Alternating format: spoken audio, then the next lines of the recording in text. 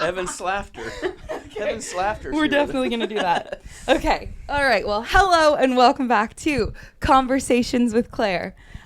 Before we get into the episode and the absolute comedy show that is my guest today, there's no right way, in my opinion, to sufficiently acknowledge and respect the situation that we are present for this weekend. But we are in Fort Worth this weekend for the CrossFit Games. It is Friday.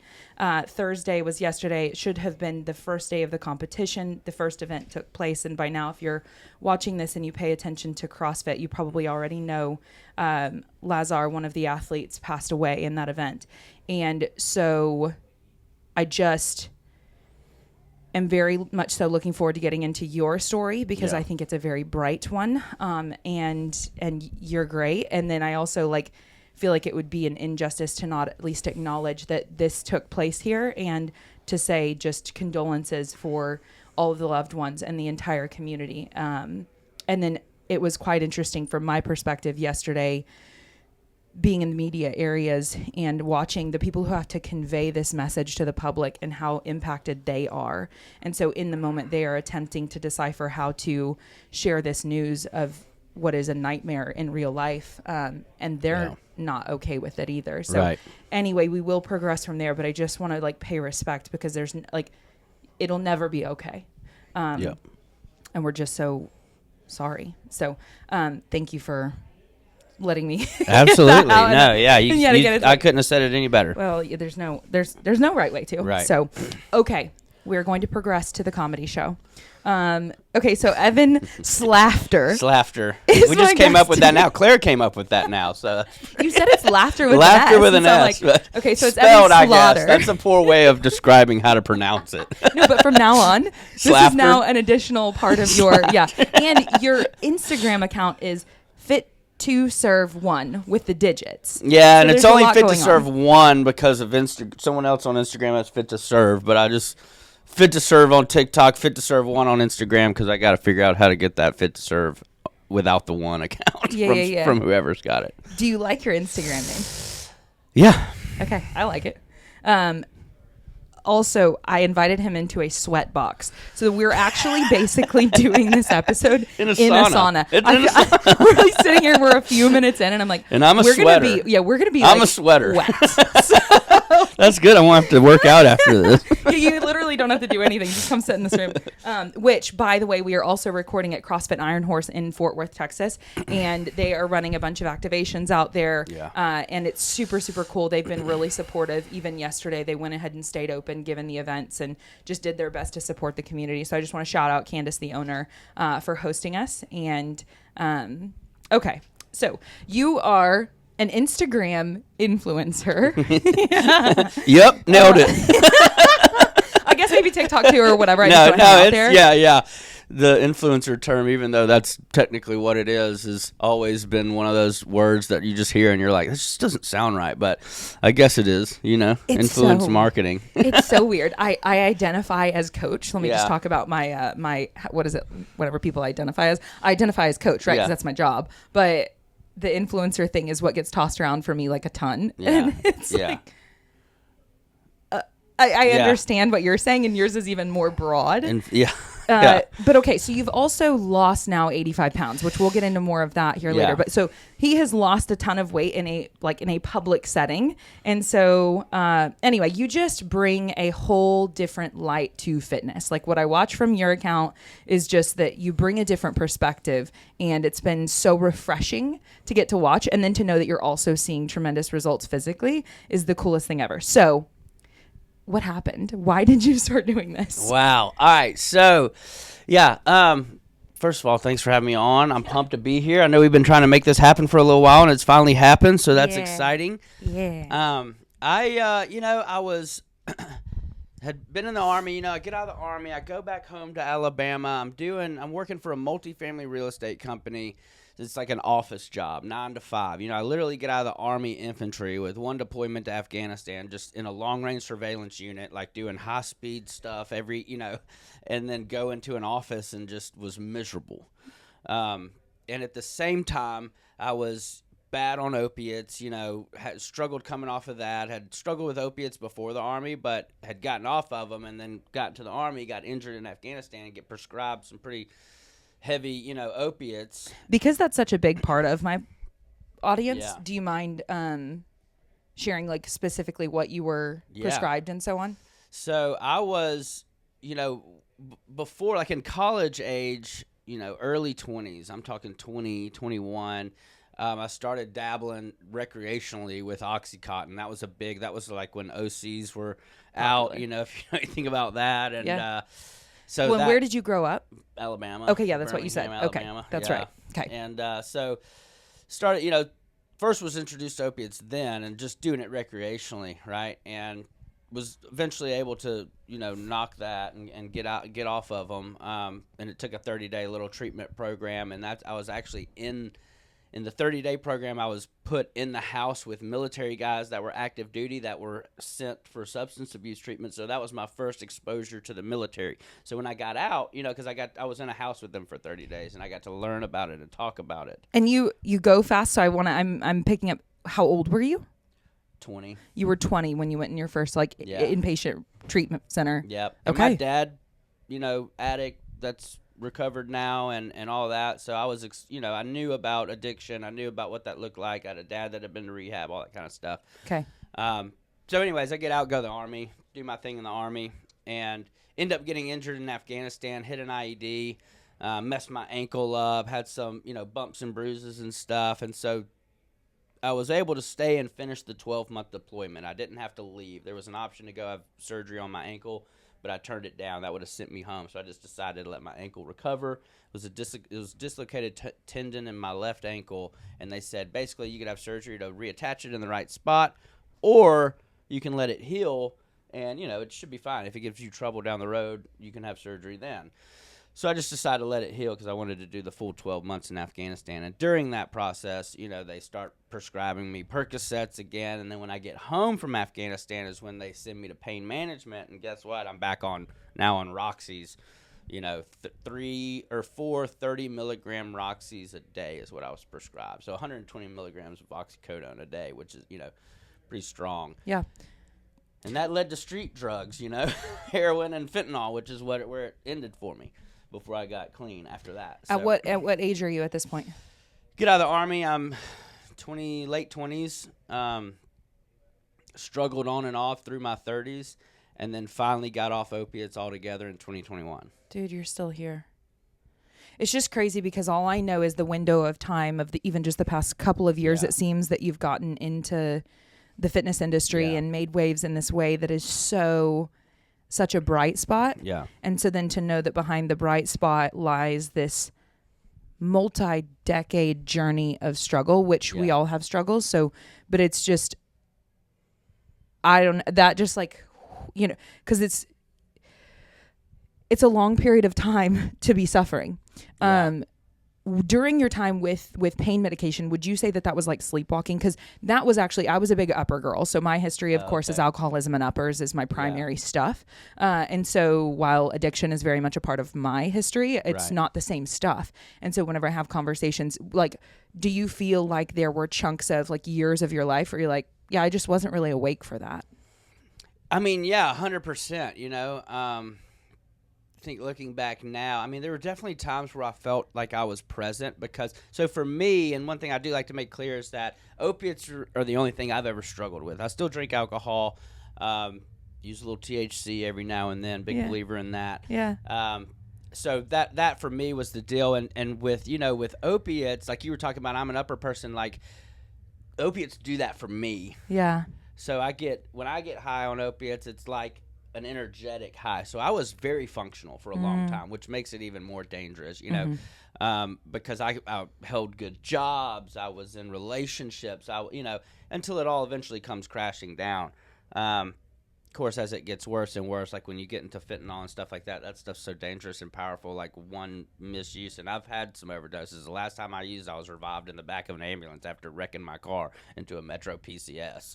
So it was, stopped right at a time when I could have died from it, or killed somebody. So it was a very, but yeah, to answer your question in long form, I would for sure say sleepwalking is a great term. Not being alive, you Yeah. know, not experiencing life, Right. is what it was. Right. Yeah, that makes me think of the trajectory of like when it comes to substance use. And I love that you touch on like these are the things I struggled with, and I don't struggle with these things because it is so individualized. Yeah. But you know, it goes from it's just fun, and then it's fun with consequences, and then Yeah. it's just consequences. Yeah. And it sounds, I mean, that's at least in my experience, you know. And in many experiences I hear accounted. And so that sounds like you had reached the this is just consequences stage. 100%. Yeah. Okay, so you got the heck out of that. Did you find fitness shortly after that, or how? What kind of where did we go from there? So, you know, I have been fit Yeah. the majority of my life, and so I studied exercise science in college for a little while, and then that turned into like I was not the school type, so I went to a private Christian school in Nashville, Tennessee called Lipscomb, and you know, it was not a good fit. What a name! Hey, you want to go to Lipscomb? Lipscomb. David Lipscomb, to be exact. It's named after a gentleman. I'm sorry, I'm not making fun of your name. It's a cool little school there in Nashville. Their rivals Belmont, which is another Christian school. They're kind of a bigger one. They're close to Vanderbilt. They're all right there together in Nashville. Okay. It was just not the vibe for me. I'd like to drink and party and do and that's not what they were about. And so after I did like 2 years there, but I was studying exercise science.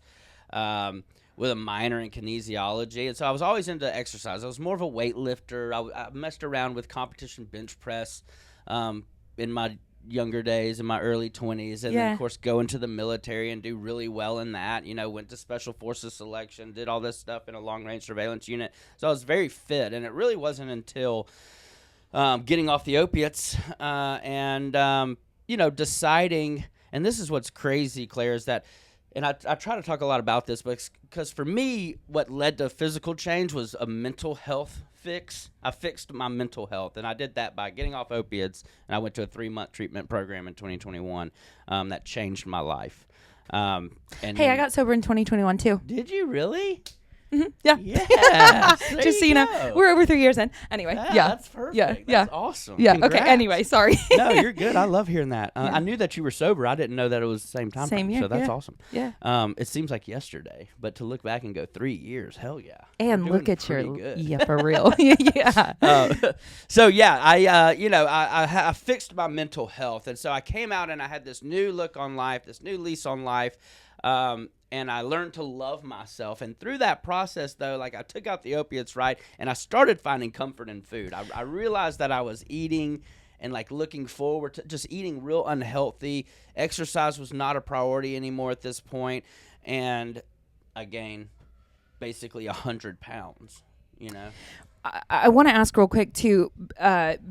You say I fixed my mental health, and I'm all about the like give me the tools, you know, like to a point where it's potentially obnoxious. Yeah. But so what you said, you went to a 90-day treatment. Yep.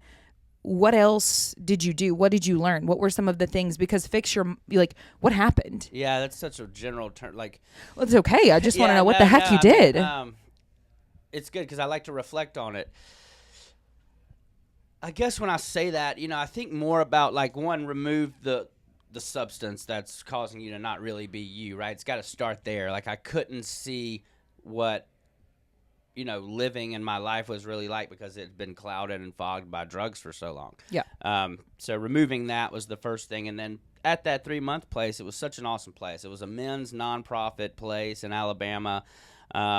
We had these classes, just a really good schedule, good food, good fellowship, good. That's where I first learned pickleball, and I just kind of like started socializing again and learning to be social, and then learning to love myself and doing the things that you have to do to kind of stay sober. I got involved in NA and all that stuff, and was very involved in that for a while, AA and NA, and I did the work. I have someone that pours into my life as like a spiritual advisor, and I just started listening and learning and paying attention because I didn't want to die. That was the one thing. I didn't want to die. Yeah. And I realized that after actually being sober, because there's a time in my life where I didn't care. Right. You know, please kill me kind Right. of thing. Right. And after getting, sober, I was able to see that, no, I don't want that. You know what I mean? But for me, it comes back to honesty. Like I had to learn to be honest. I was so dishonest. Yeah.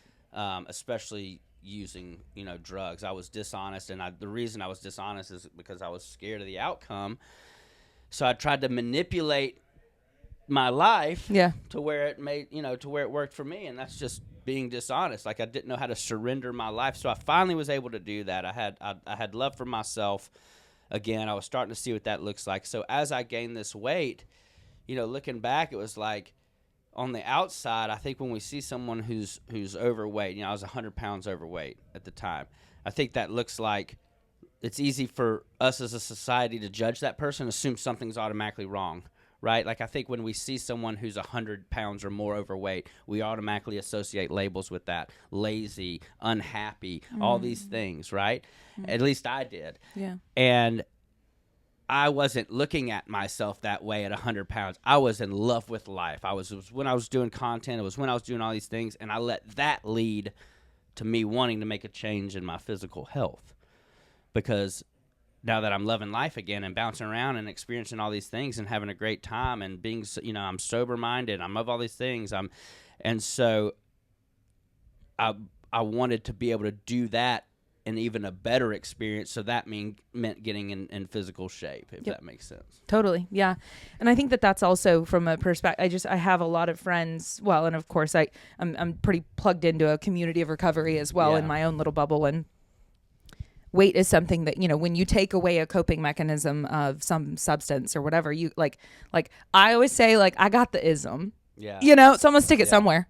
Yeah. So I'm going to stick it with health, like, whatever. Yeah, that's right. And life is much better, and I don't need to rely on the tool of fitness in the way that I used to, but that's perfectly okay that it was it was like endurance cycling and stuff in the beginning. So I'm like, I don't know what to do with my hands. I don't belong anywhere anymore. I'll just ride a bike indefinitely. Yeah. Anyway, and so I just don't have the same relationship with it today, which is cool to watch that shift over the course of time of, like, this is a priority because I prioritize my health, but not the only tool I have in my tool belt, but I know when you say that, like, I think of all of the, well, even myself struggling with weight. Anyway, weight is a very normal thing to then struggle with. Once you eliminate this, then, okay, well, you have to have a relationship with food for life. Yeah.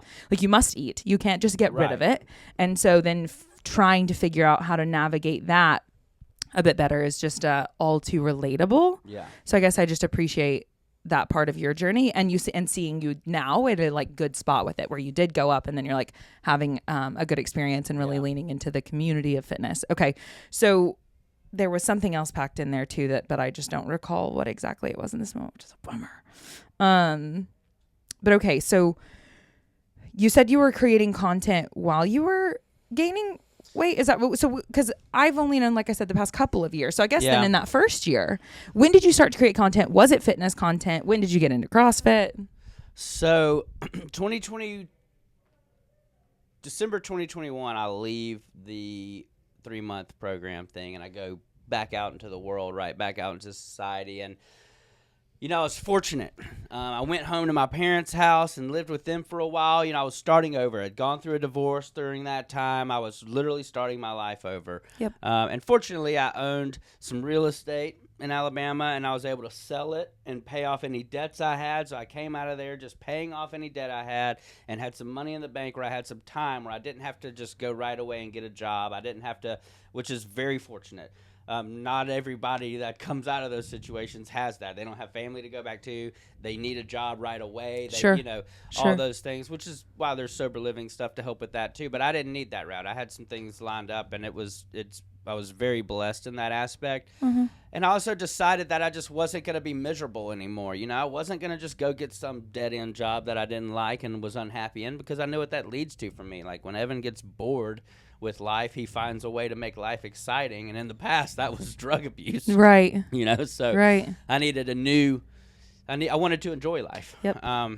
And I had a new appreciation for life, and so because I had sold the house and was in a position where I got money in the bank for a little bit. I looked at it and I was like, man, I think I've got like 6 months to where I can try to do the social media thing. And if it works, great. If it doesn't, then at least I know that I need to start looking for a job. Why did you want to do social media? I wanted to do comedy. So I love comedy. I've always been involved in comedy. My mom was a big drama nerd. She still writes plays and stuff for her church today. So she's very creative in that mind. And my dad is kind of really funny, so I feel like I have a good combination of them two. So I've always been the funny guy, always been into comedy stuff, and I just started messing around like on TikTok and Instagram as well. And then I remember when it actually started to have success, and it was like one of my single mom comedic thirst trap videos, right? Where I'm just like got my shirt off and I'm in these cut off jean shorts and like the camera slow zooms in with the right song playing, and a lot of those videos started going viral on TikTok, and I was like, oh, well, I've got something here. Yep. So this works. And then I just kind of went into that more. I started doing sketch comedy stuff, and I was doing it around things that I was into at the time. So pickleball, I learned pickleball when I was in rehab. I literally have merch that says I learned pickleball in rehab. And because that's where Shout out, where is that? Where is that merch? Link in my bio, Instagram. Check out link. Go get it there. I should have worn it. God. It's one of my favorite shirts because it's true, and it's so beautiful because of what pickleball's done for me. Like, just as much of the fitness content like pickleball has too. And I didn't know what I was getting into when I started making these comedy videos around pickleball and how big of a deal it was. Yeah. So the pickleball stuff takes off, and I start getting approached by companies that want me to market their pickleball stuff. And I was like, finally it clicks in my mind, because I didn't know how people made money on the internet like this at first. It was one of those I was another one of those clueless people. Was like, how do they even do this? Or I thought that they just were millionaires from all the money they were getting from views on videos, and I learned that that's not how you get paid at all. And so I started learning about how to market different stuff, and then at the same time was wanting to start fixing my health a little bit, but was kind of still on a weight gain trajectory. Okay. So fitness started dabbling in that. And that's where CrossFit came into play, because my brother was doing CrossFit at the time, and I knew about CrossFit but had never done it. And then I started kind of just dabbling in it and making comedy videos around it. And then so pickleball and CrossFit basically just took off on me for Instagram and TikTok, and rest is history, I guess. That was about 2 years ago. So you say you've only known me about 2 years. That's because I've only been doing this about 2 years. Yeah. And I'm so bathing in the Kool-Aid of it that I'm sure the moment that you came in, I'm like, oh, okay, yeah. You immediately came across my feed. The algorithm was like, and you get him. Yeah. Okay. Well, so then this is so cool. I think you've clearly done a good job. It's actually, I can't relate to you in any way as far as navigating the partnerships thing. Well, and as brands, I am actual trash at that. I don't prioritize. It's bad anyway. But has it been? So you started it because you wanted to, which is like you wanted to, and it was for comedy purposes. Has it been disorienting? Have you experienced imposter syndrome? Because 2 years is not a long time span to have seen a significant shift in your life like you have, and you've seen significant shifts before, so maybe it's not so challenging. But I mean, nobody knew who you were, and now a lot of people know who you are, and now there's this expectation to I mean, there's just a lot of layers to it that from the outside looking in, just consuming, can be like, oh, this is great, this is fun, and then on the back end, there's probably a lot internally going on. With you have fans now, what? I mean, how has that been? That's a really good question. So, one of the things that I think was refreshing about my page and what I was doing, it was very freeing at the same time that I was making content. So, what I mean by that is when I was talking about mental health and learning to love myself, I wasn't in the best shape. And I actually kind of started gaining weight when I started content, and then really gained weight. And then now it's taken the other turn. But I was taking my shirt off, not typical of what you see in fitness content on Instagram. Not, for a guy overweight, out of shape, taking his shirt off, doing these workouts, doing this stuff. I didn't care. Yep. No F's given. Ask me how many F's I gave. 0 F's. Do you give any F's now? 0. Still 0. Okay, but in a healthy way. In a healthy way. And I learned how to do that. Okay. And so that's what I meant by that. So, it's not easy putting ourselves out there on the internet, especially in fitness space, or, because people are going to be super judgmental and critical and hurtful. And I learned that that's because they are probably going through something themselves. They're hurting themselves. Hurt people, right? We hear it all the time. Yeah. So it was, I was deliberate and purposeful about what I was doing. So it wasn't just to be funny. It was also to build confidence in myself and to show other people that I don't care what you think about me in a healthy way. So I would even anytime, and it was rare, but if someone commented something negative or said something about my body or whatever, I would pin that comment to the top of the post and I would reply kindly, and say, hey, you're right. I do have some weight to lose and blah, blah, blah. And just thank you for sharing that, and just be overly kind and pin it at the top so people could see that I don't care about that. You're not going to get to me, kind of thing. So I started doing that. And it basically showed me that the way, that I wanted to approach this, and still believe that I do a decent job of approaching it this way, or not a decent job. I do this. I focus on this as I'm authentic and real. So when I talk about, and I'm honest about things. So when I share about how I lost weight and the fact that I use TRT and semaglutide to help me get there, I share my experience behind that. I'm not going to just lose this weight and get in shape and then act like I did it through some fitness program and then sell you some BS fitness program. Yep. I'm going to tell you how I did it. Right. And so if I keep that mindset, to go back to your question, if I stay in that mindset of authenticity and being me and being real and not caring and in the right way, no, zero F's given in the right way, in a healthy way, then the stuff that comes with that, the fans, the people that excite, it's a good thing. It's not something that's going to bother me. I love it when I get to meet people that love the content or this and that, and send me these really nice messages about how my videos have helped them get back to the gym, or how they were in a really bad place and they're working on their, that's what it's about for me. Yeah. But I got to keep that mindset. Yeah. Yeah. Well, you're cool. I'm really happy that you're doing what you're doing. I appreciate Even it. being able to pin those comments. Like what it sounds to me like is that there was a true north early on that has then allowed you for yourself to adhere to that through the seasons, because, I don't relate, when people started paying attention to my social media in the way that they did a couple of years ago, I wasn't expecting it. I was just doing it for a brand that I worked for. Yeah. And then all of a sudden it got a lot of eyeballs, and it's been a journey since then. And my job role has changed, and it's just been disorienting for me. Yeah. And I don't feel, I've been like, well, what the heck am I even doing here? Yeah. And then, and I'm beyond happy today, but even going through a public breakup on there, over a year ago. And that was all like, well, wait a second. Now now you want me to answer to you, and I don't know what to say, Right, so yeah.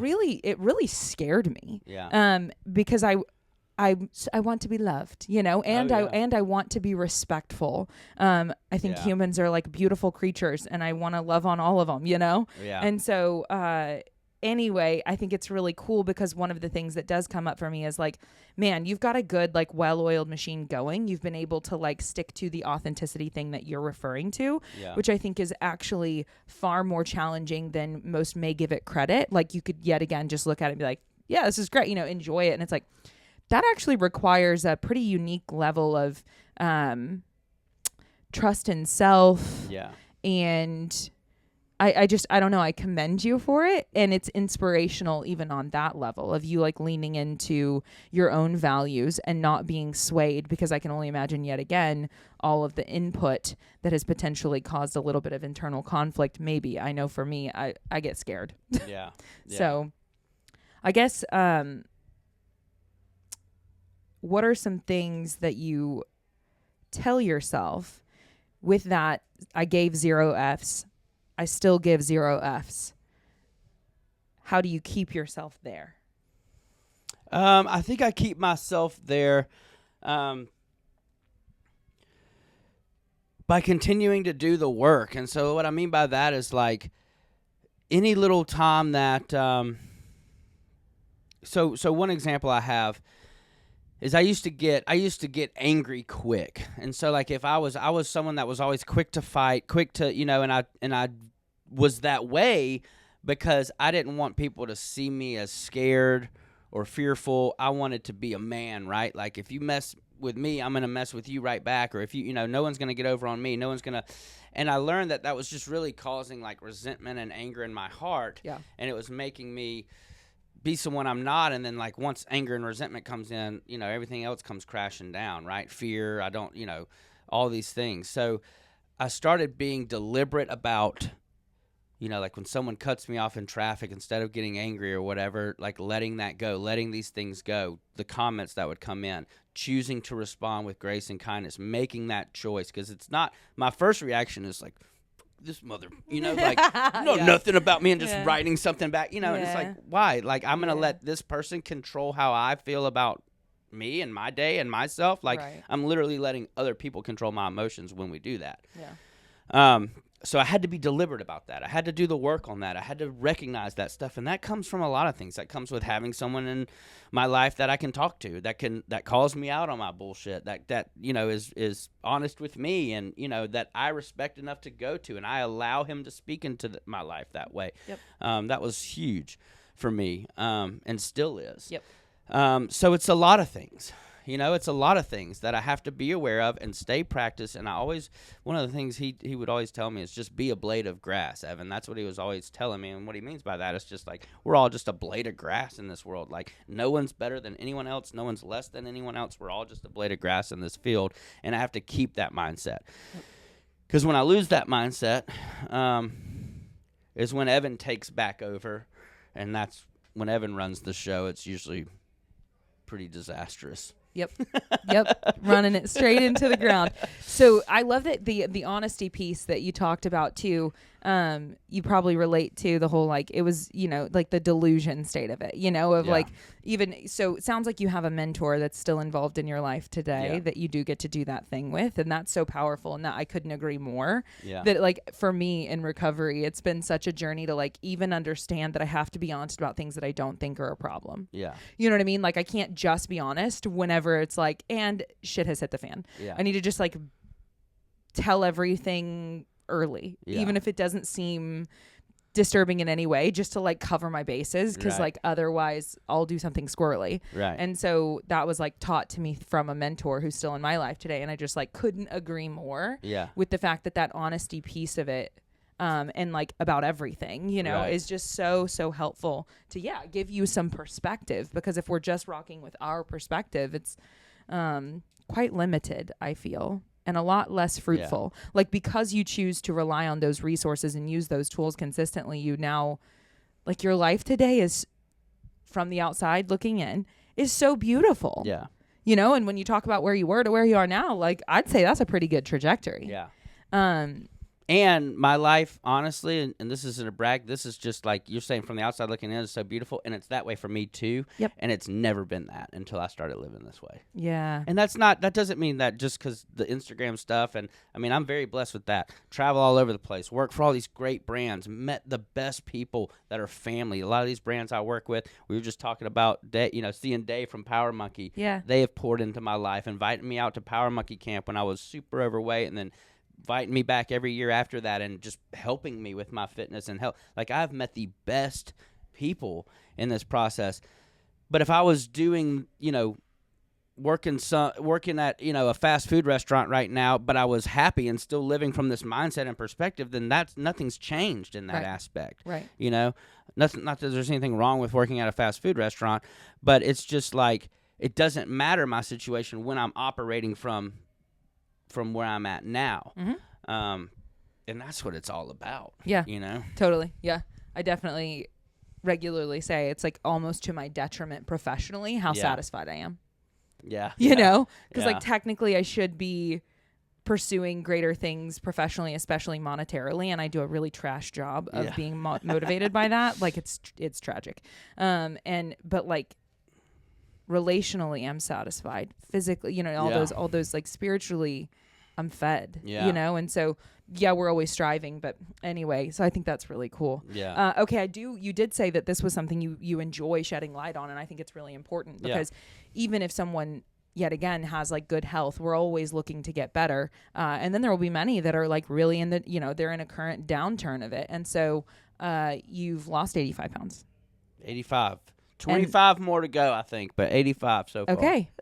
So you said you use semaglutide, and that what was the other thing that you said that you wanted to be open TRT. TRT. Okay, So, I don't know. Just tell me more about that experience.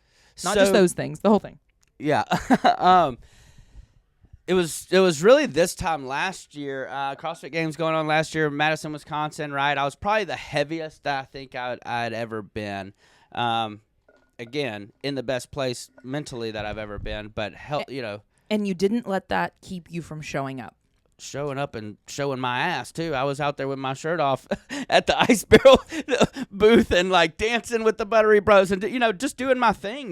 Was there any part of you that struggled with that? Because I think a lot of people would be like, I don't want to show. I don't look my best. I'm not in my. This is not my best form, so I can't go. I can't. What? How did you do that? So that was just the whole. That's the point. Confidence thing. Yeah. Like, dude, why not? I think I want to do that thinking thing. Back now, honestly, Claire, now that I think about it, it has been harder for me to almost go back and look now that I've lost weight and gotten back in shape and go, man, was I embarrassing myself this whole time? But the answer is no, because it was not even a question. If someone was laughing about something or wanted me to take my shirt, I'm taking my shirt off. Like, I don't care, and I love that. But because I knew that I was unhealthy and I knew that I wanted to experience life even better, that I needed to make some changes physically. And so that's when, I was already working with a bunch of fitness brands, RX Smart Gear, Ice Barrel, all these people, right, that were just have been there. I'm still working with them now. I'm back out here with the CrossFit Games doing stuff with them. Yep. They're both like family to me. They've both been a part of this fitness journey for me for a long time. And around that time, a company called Blokes kind of came into my life too. Mm-hmm. And they have the men's side, which is Blokes, and then Joy, which is spelled J-O-I, is the female side. And it's basically, full spectrum health optimization. So like, you get your blood work done, you see what your levels are at, you see where you're at, you kind of see what's under the hood, so to speak. And they wanted to work with me, and I kind of put it off for a minute. And I don't even know why. I think I was more nervous about seeing what was really going to in my blood work. I was really nervous about that because I knew I was not healthy. And so anyways, I ended up starting with them in October of 2023. I get the blood work done. Of course, it's terrible, right? A1C, type 2 diabetic, basically. High cholesterol, just everything bad. Testosterone levels were on the floor. It was a 141, which if you know testosterone levels, they consider optimized at Blokes between 800 and 900. Mm-hmm. And I was a 141. Mm-hmm. So that causes all kinds of problems. And it was from being out of shape and being unhealthy. But when you're operating from that, I was tired all the time. Sure. I was, just sleep was not good. Everything was out of whack. Sure. So once they prescribed, me to do some, and I wanted to do the TRT. There's a lot of options that you can go, clomiphene, 1-a-day pill that helps your body synthesize its own testosterone. But then, of course, there's testosterone replacement therapy, which is what I do. Testosterone injections. Mm-hmm. And then semaglutide was another thing. So semaglutide is basically Ozempic. It's for me has been a lifesaver. Mm-hmm. I think Ozempic gets a bad rap because people see it as just a shortcut to not eat or lose weight or whatever it is. But if it's helping someone that's type 2 diabetic because their levels are so high, or they're really overweight and they really need to turn things around fast, it's beautiful. It's been beautiful for me. Yeah. I'm in the process to where I'm about to start weaning off of it over time. So it's been a super helpful tool. Yeah.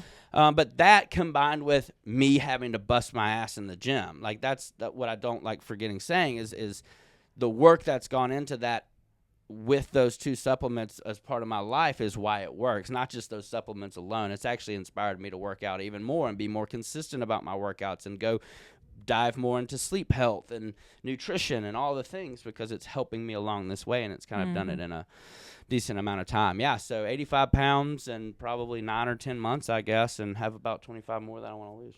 Dude, so cool. Fires me up. You were using tools, and so then you felt like you couldn't squander it, Yeah.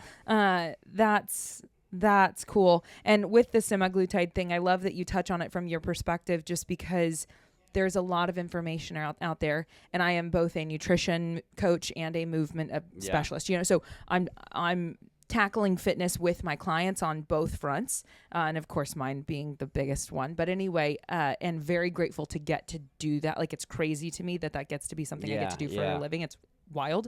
That being said, I have many people that I work with and have worked with who have used some form of, and so we work through it, you know, Right. and so anyway, I consume a ton of information about like, okay, what is the data, Yeah. and what are the opinions, and you know, what do we know now? And anyway, it's just like, if obesity is causing you to have a quality of life and a shorter lifespan, Yeah. much less no health span, you do need help, you know? Right. And so anyway, I don't want to get into like too much of the weeds of that, but I just want to say like, I appreciate you sharing it too, because I think you're right. I think the narrative is very much so judgmental. Yeah. And like, what are we doing placing judgment on others? Like I just I don't understand. Now I'm eager for you to be able to wean off and to not need more support. Yeah. That would be an exciting thing, right? Right. But then also understanding that like, I am not you. I do not know what that experience is. I know with my own clients, I've had some people who have had to go on and off, you know, more Yeah. than one time, and they've struggled with it, and they've changed the dosages and Yeah. you name it, to try to figure out how to, because you have to figure out how to regulate these things that you had not, and like, it's not inherent knowledge, you know, satiety is not, I just like, there's so, and I don't know, I come from a family of morbid obesity and actually did not play sports. So I didn't get into a gym till I was in my 20s. And that's a part of my stuff too. And maybe that gives me a level of compassion with it that's different. I don't know. But either way, it is far too complex to make it so blanket, to make it so absolute, any of those things. And so it's just an exciting journey that you're on, you know? Yeah. And Yeah. as you continue to like become more aware of what are the lifestyle habits that I enjoy that get me closer to my goals, that also give me a fullness of life. Yeah. It's a beautiful thing that you're doing, and it's really inspiring I with appreciate the it. use of, you know, blokes and, you know, Yeah, all of yeah, that stuff. and that's like, why I'm not afraid that doesn't talking take about it. away any of it. No. And I get so many messages from guys that, especially now that I've posted more, I'm kind of being more purposeful about diving into the fitness aspect of this and the weight loss part, and why, because people are interested, you know, and I think I would be doing the audience a disjustice if I don't go into that, you know, because there's guys that are in my exact position that need to lose weight, that want to lose weight. Maybe they've never been in a gym. Maybe they've never, you know, all these different things.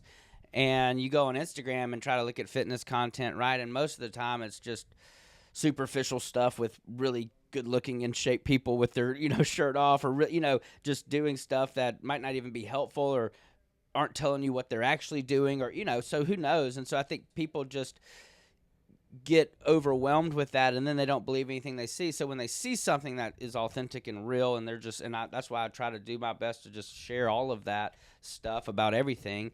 And I get these messages from them about, what are you doing? Or I'm deliberate about telling them about what I do. Yes. Because I get diet questions a lot of time, and I'm about to make a funny video because I don't diet, Claire. I don't eat healthy, I guess is the right word. We all diet, but I don't eat healthy yet. It's gotten better because the semaglutide has helped me control appetite and, you know, different things like that. Yeah. But I'm always getting these funny, you know, what do you do for your diet? And I just want to send a picture of the semaglutide bottle. Currently, I'm just doing this, So I have but this I'm appetite looking into some other suppressant. stuff. You know? Yeah. But seriously, and I want to, you know, I got to tell them this stuff. Like, Right. here's what I do. Like, But- I don't need to be on this forever. I need to have healthier eating habits. But for you're sure. curious, like you are on the journey, and you're curious, and you're turning your gaze, and you're going to start to pay better. Like, thank you. It gets it's a to journey. be- It's a progress. That's why totally- I'm working on fitness app, and this is the first time I've talked about this publicly. But fitness app hopefully coming in. I don't want to call it a fitness app because I don't want people to think that it's just some generic fitness app. But I want to take people on my journey of fitness, of what I did from the point to where I was too embarrassed to go to the gym, or wasn't comfortable going, not embarrassed, but just wasn't comfortable going to the gym yet again. And I'm someone who's very comfortable in the gym. That's why I was just doing these workouts in a private space outside. I would literally go outside to a tennis court near my parents' house and just move my body. It was literally from that to what I'm doing now. Right. And I want to take people on that journey, and I want to educate them along the way about what I did. So when it's time to talk about testosterone and semaglutide and stuff, in the app there will be videos and information on that. And I'm hopefully going to partner with a lot of the people that I work with in these spaces to help with some of the videos so they can pop up and talk about, like my buddy that owns Dream Recovery Sleep Tape, you know, I was bad mouth Sleep breather. apnea. Yeah, Yeah. all of those things. Yeah. learned more about sleep health as I got further along in the journey. I didn't care about sleep health this time last year when I was just trying to do whatever it took to see a few pounds fall off the scale. Sure. But now I do. Yep. So that's kind of the thought there. Totally. And do it in a funny, comedic my way, you know? Yeah.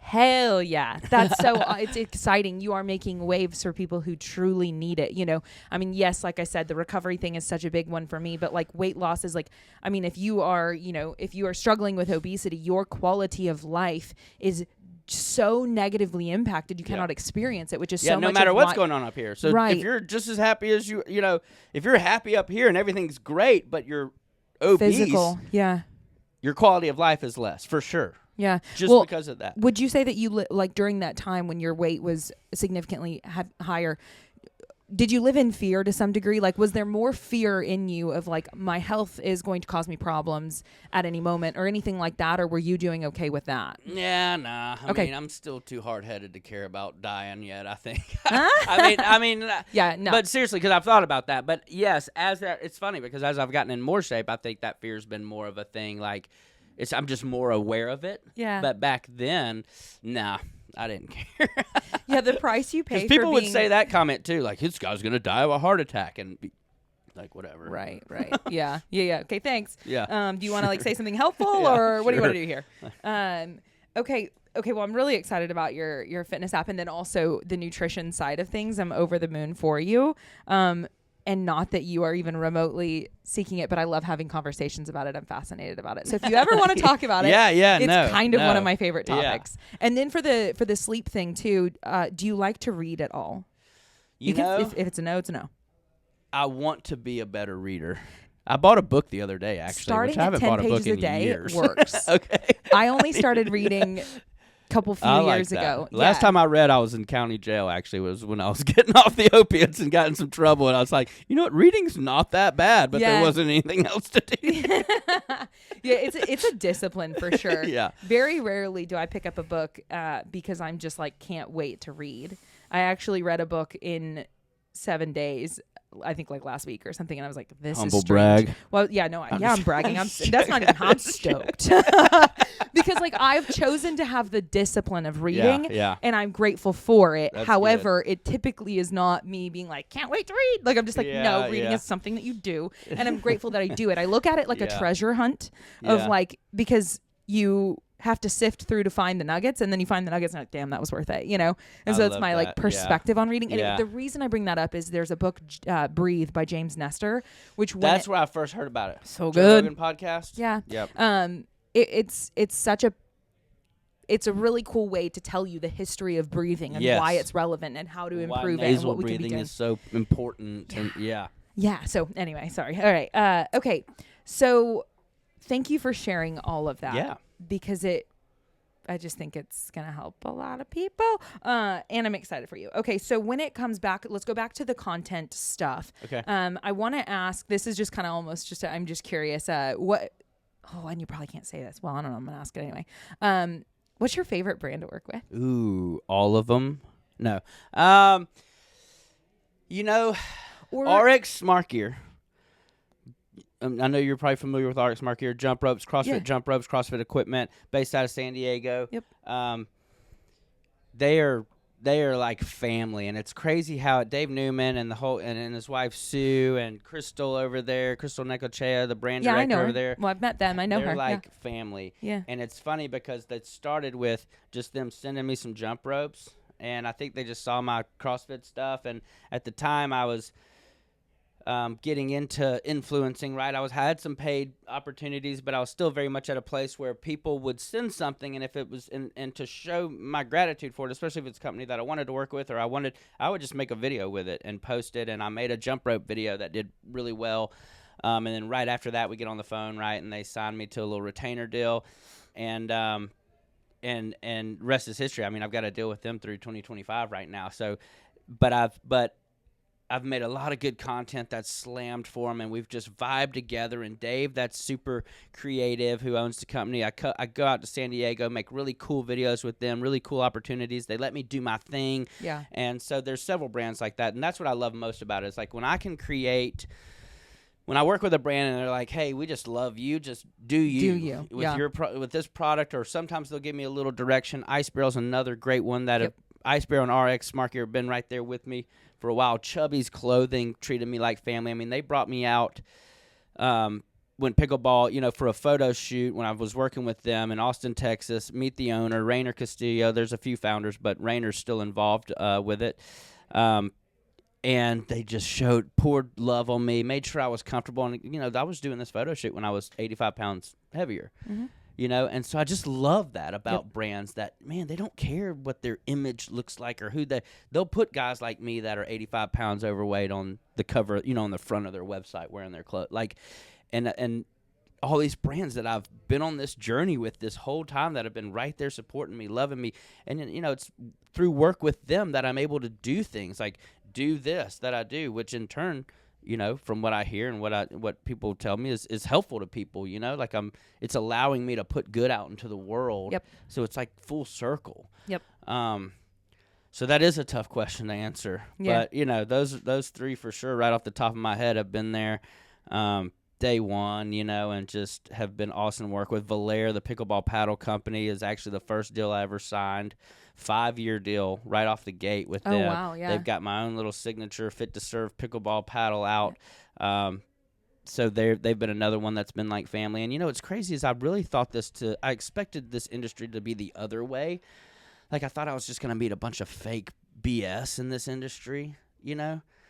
But it's been the exact opposite. I was going to say, I think it's realistic to assume somewhere it probably exists. And because it is so not you are not attracting that. Yeah. You know, and you're not developing relationships with it. And I loved what you said earlier in regards to what you saw online versus your own experience and how you want to tell that narrative in an honest way, just because being someone who is immersed, I get the opportunity to live in a place where I get to see a lot of fitness world stuff going on, you know, and it certainly has given me a whole new perspective I didn't anticipate. And I'm just so much more passionate now about telling the truth. Yeah. You know, as far as Instagram fitness and reality are not the same thing. If anybody who listens to this podcast, I go on big rants. We have whole episodes about it, whatever. Just because it's like, you see the workout that the aesthetic people are doing, like, must be it, you know? Yep. And then you get into the industry and it's like, and then you watch what they actually do, and it's not the same thing, and it's just totally deceptive. And not saying there's no place or that's a bad action to take, but that's not how those results came. Therefore, it's misleading. Yeah. Or the absolutes around nutrition, which is one of the things why I'm excited to be like, hey, I'll be your friend on your nutrition journey if you want, just like support you, just because it's just a mess of information that is often, and there's nuance, and you're your own individual, and you're gonna have your own preferences and your own needs, and it's just not gonna look like everyone else's, and that's fine. Yeah. But okay, so if you were to go back 3 years ago, or to just go back in time, like the choice to create content, you've had a journey, you've seen success, it's been an interesting, now you have fans, you name it, whatever. It's probably, maybe, I don't know, been hard to show up authentically, or to feel like you always know your true north, or the creativity, the behind the scenes, the having to edit. There's probably a lot of tasks that go into this that are less than sexy, and that probably are, and so, but with that, what I want to ask is, would you do it again? Like, has it been worth it? Yeah, 100%. And you mentioned a lot of things, like the thing I love most, I think, about this is the creating, filming things. I shoot a lot of things myself and edit it myself. Of course, a lot of times when I'm working with a brand or have stuff like this or whatever, I've got people that are helping me with that. But when I'm just banging out my reels for brands and doing my thing, most of the time it's just me shooting it, me editing it, and that's all part of the creative process for me. So I would absolutely do it again over and over and over, because, and I wish I had done it earlier, kind of thing, you know, but I don't know that it would be what it is today without the experiences I've had up until this point. Yep. But it's the creating that I get excited the most about, and like just the opportunities it's brought me, and just all the different things. Dude, the relationships. It's crazy. It's crazy. What is your least favorite part of creation? The analytics. Sometimes I'm real bad. You know, like when you have videos, and I'm sure you know this, that do well consistently. And what I mean by that is like diving into how a video performs, and that, you know, it's like there is a lot of value to that, especially when you're looking at working with brands. But I found myself at a place where I was like getting too much into that. You know, I was focused too much on views. I was focused too much on follower count and all these things, and then it was like sucking the life out of my creativity. So like the question about what's the least favorite thing, it's that aspect, because I just need to focus on creating good content that I enjoy doing, that I feel is providing a positive, you know, service to people that watch the stuff. And as long as I can do that, then everything else falls in place, you know. Totally. Awesome. Okay, that's probably all. Is there anything else that we didn't touch on that you do want to share in this way? I think we covered it. We definitely. Well. I talk fast and a lot, and there's so much to your story. I mean, I could have halted before we even got to creation. Yeah. I could there were some spots, but we had a lot to get through, and I think we did all right. I do want to ask, the way that I end the episodes is literally just, what are 3 things that you're grateful for today? I'm grateful for the opportunity to do this podcast with you and finally meet you. Whoa. I'm grateful for Louie, who's here from San Diego, who's always a big help. And I'm grateful for the CrossFit community. You know, and I think this weekend's going to be special. You know, with the event that happened with Lazar. Is that how you pronounce it? I've heard it pronounced multiple ways, and I did not. Lazar. I do not know. The athlete that lost his life. I feel like this is going to just help the CrossFit community continue to surround them and show love on them and build and grow together. And to get to be a part of that is a blessing. Yes. Yeah, these athletes they're what they've been through in the past 24 hours is like or I guess a little bit more. We can't pretend to understand. I cannot pretend to understand. And the opportunity to love on them is something that, like, I would agree. What they've been through is uncool. So anyway, to be able to come together and rally around them in whatever way that we can is a beautiful gift, considering the unacceptable. Anyway. Yeah. Okay. Thank you. And it's clear that you practice gratitude in your life just naturally, because there's like boom, boom, boom. Like, that was so easy. So my 3 gratitudes today are actually, the first one is in light of that is, of course, like I said, but I'm grateful even just for the reminder yesterday to tell the people that you love love them, you know,